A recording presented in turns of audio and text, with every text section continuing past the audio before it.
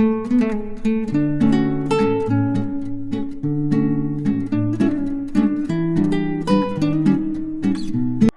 అండి, నమస్తే. Welcome to my channel Samyu vlogs. అందరికీ హ్యాపీ వినాయక చవితి అండి. అందరూ బాగా సెలబ్రేట్ చేసుకున్నారు అనుకుంటున్నాను. మా ఇంట్లో అయితే పూజ ఇలా జరిగింది.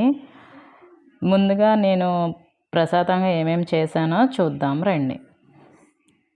నేను బియ్యాన్ని నానబెట్టి ఆ పిండితో మనం ఇలా మోదక్స్ చేసుకున్నాను.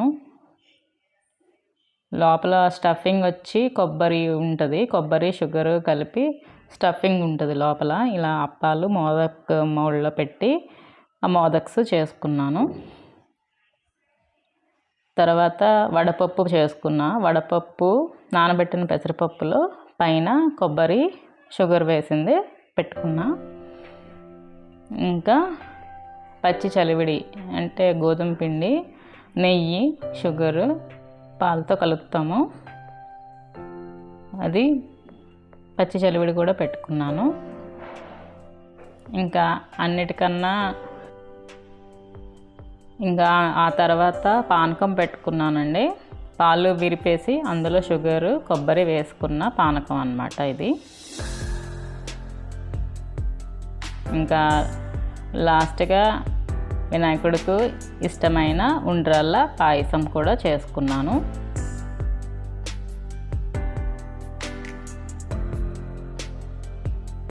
అన్ని ప్రసాదాలు చాలా టేస్టీగా వచ్చాయి. కరెక్ట్గా షుగర్ కూడా సరిపోయింది.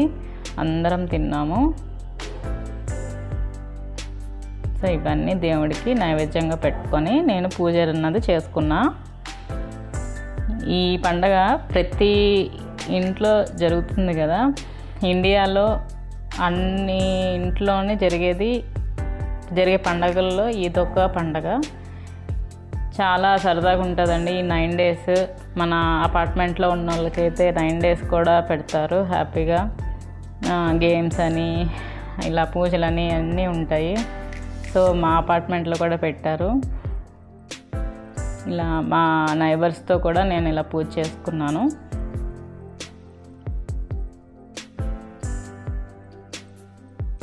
చాలా బాగా జరిగింది. నేను కథ అంతా నేను టీవీలో యూట్యూబ్లో పెట్టేస్తాను కథ.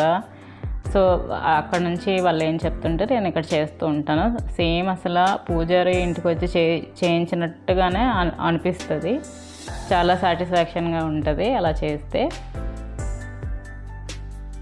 మొత్తానికి మా వినాయక చవితి పూజ ఇలా జరిగింది. ఇంకా ఆ రోజు సాయంత్రం మేము వినాయకుల్ని చూడాలని బయటికి వెళ్ళాము. ఇంకా మా కాలనీలో చాలా పెద్దగా ఏర్పాటు చేశారు. ఇది చూడండి, లైట్స్ డెకరేషన్ చాలా బాగా చేశారు కదా. ఇక్కడ ఇది ఎంట్రన్స్. ఇలా వెళ్తే లోపల వినాయకుడిని పెట్టారు. ఇక్కడ కూడా చూడండి డెకరేషన్ చాలా బాగుంది కదా.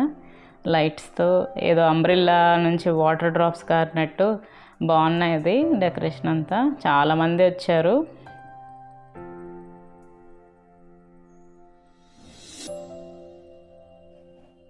మొత్తాన్ని బయటకు వెళ్తే ప్రతి వీధిలో, ప్రతి అపార్ట్మెంట్లో చక్కగా వినాయకుల్ని చూసాము. బయట ఒక 10-12 దాకా చూసాము వినాయకుల్ని. ఇంకా ఇది మా అపార్ట్మెంట్లో పెట్టాను వినాయకుడు. సో నెక్స్ట్ డే ఏంటంటే మా అపార్ట్మెంట్లో పాట్లక్ అరేంజ్ చేశారు. నాకు పప్పుచారు చేయమని చెప్పారు. సో దానికోసం నేను పప్పు నానబెట్టుకున్నాను. ఇలా ఉల్లిపాయలు, టమాటా, ఇంకా మునంకాళ్ళు, పచ్చిమిర్చి, కరివేపాకు ఇలా సిద్ధం చేసుకున్నా. ఒక 600 grams ఆఫ్ కందిపప్పుతో చేశాను. చాలా బాగా వచ్చింది. వెనకాల మునంకాళ్ళు కట్ చేసి నేను ముందుగానే ఉడకబెట్టుకున్నాను. ఈ రెసిపీ కావాలంటే మన యూట్యూబ్ ఛానల్లో ఉందండి. సో నేను మొత్తం అందుకే చూపించట్లేదు.